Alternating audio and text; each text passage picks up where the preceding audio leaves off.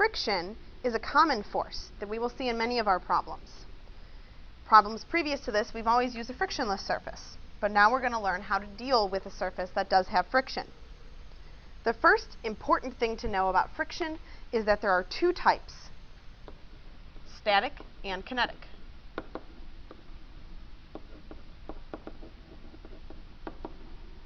Static friction occurs when an object is stationary. Static is another word for stationary. So static friction only happens when an object is not moving relative to the surface. Kinetic friction is the opposite. Kinetic means movement, so it happens when an object is moving relative to the surface. The direction of friction is always opposite the direction of motion, or opposite the direction the object would move if there were no friction. These two types of friction, static and kinetic, have two different equations, but the equations look very similar.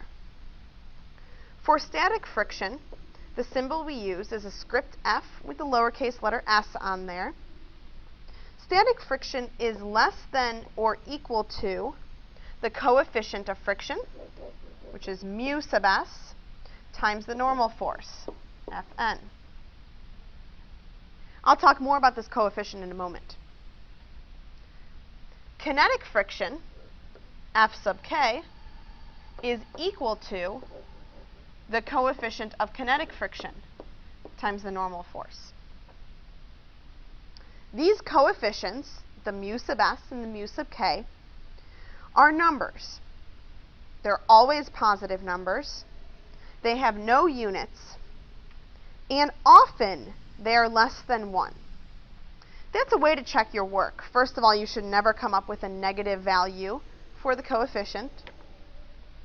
And your numbers should be somewhere between 0 and 1. If for some reason you get a coefficient of something like 15 for like a car driving down the road, you know you've done something wrong.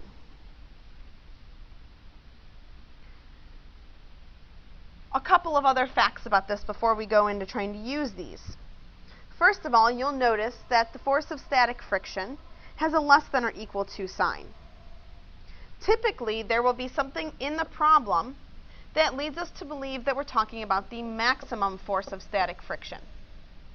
The maximum force of static friction is equal to the coefficient of static friction times the normal force. This will be in the instance right before an object is moving or kind of just as it starts to move. This may be talking about what is the minimum force to keep an object stationary. We'll look at some problems, so we'll help to understand exactly how we decide if we're dealing with the maximum force of static friction. Another fact is that the force of kinetic friction is always less than the maximum force of static friction. Since these two equations both have normal force in it, and that normal force doesn't change, the coefficient of kinetic friction is always less than the coefficient of static friction. So static friction's coefficient is always larger. Again, it has no units, and most of the time it's somewhere between 0 and 1, although it can be greater. So let's look at a problem that deals with these forces. Example number 11, which is number 39 in your textbook, talks about a dock worker loading crates onto a ship. He has a 20-kilogram crate at rest on a horizontal surface, and he finds that it takes 75 newtons to set it in motion, but only 60 newtons to keep it moving. We're asked to find those coefficients. We'll start off by drawing a free body diagram for our crate. All objects have a force of gravity, and that acts straight downward. It tells me that this crate is resting on a horizontal surface, so there is a normal force that is upward. It tells me the dock worker is pushing, and I'm going to say that he's pushing to the right. I'm going to call that F sub A, or an applied force. And then we think about what direction this crate wants to move.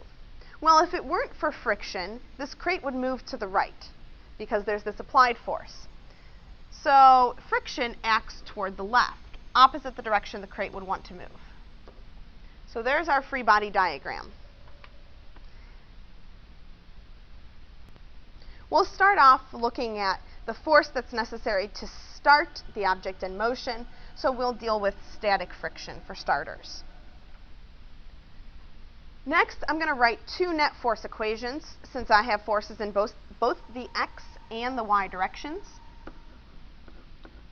So the net force in the x direction is equal to the applied force, which is positive because it's to the right, minus the force of static friction, which is negative because it's to the left, and that's equal to mass times acceleration.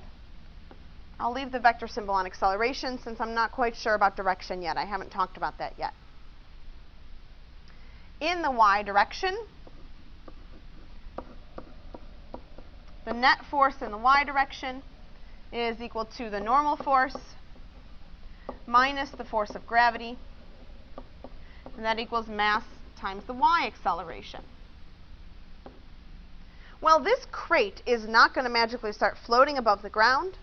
This crate is not going to start burrowing into the ground, and so this y acceleration is 0. That means that the normal force is equal in magnitude to the force of gravity. And the equation we have for the force of gravity is mass times gravitational acceleration, mg. So the normal force is equal to mg. Looking at my x direction equation, I'm talking about static friction first. This problem talks about the fact that it takes 75 newtons to just set that object in motion. Because we're talking about that force that is needed to just set it in motion, we're talking about this object really being at rest and just starting to move. Anytime we have static friction, we'll always have a 0 acceleration.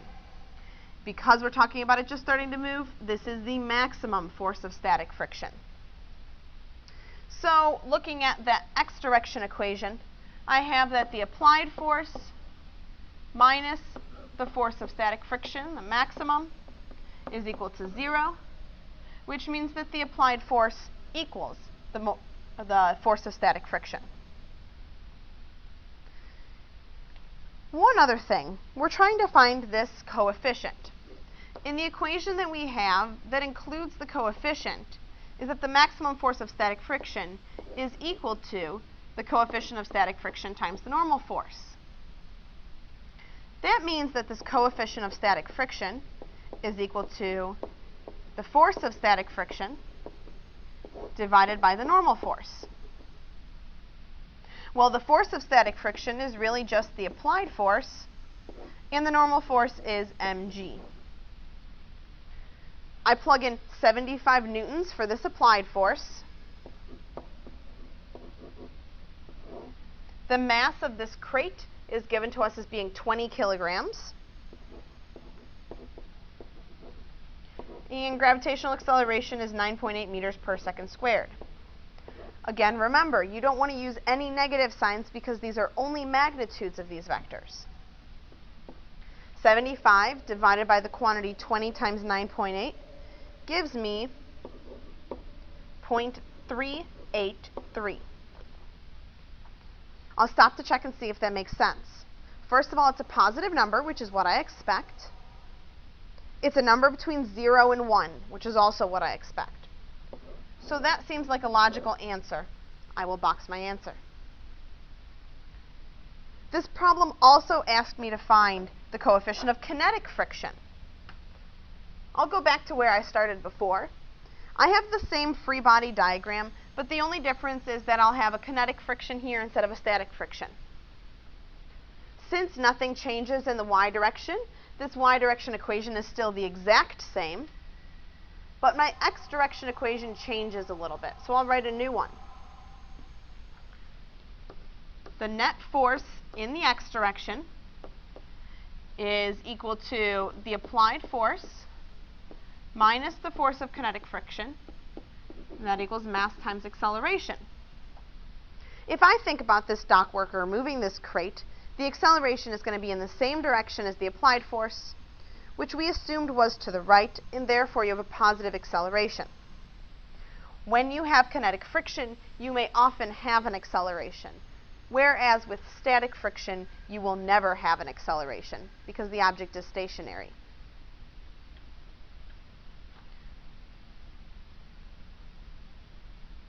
Solving this equation for kinetic friction, I get that kinetic friction is equal to the applied force minus mass times acceleration. I also know from the previous portion that normal force is equal to mg because nothing changed in the y direction. Just as we did before, we're going to look at that force of kinetic friction equation that says that the force is equal to the coefficient times the normal force. So the coefficient is equal to the force of kinetic friction divided by the normal force. This time, that is equal to the applied force minus ma divided by the normal force.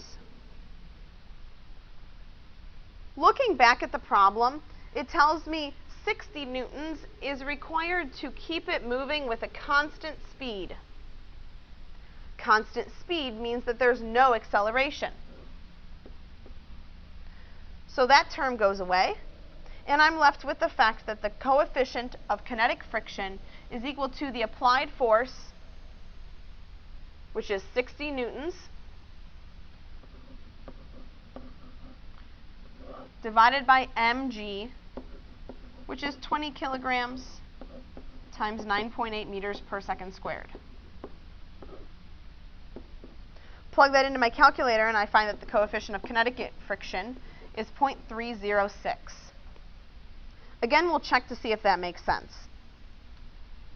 0.306 is positive, it's less than 1, and it's less than our coefficient of static friction, which was 0.383.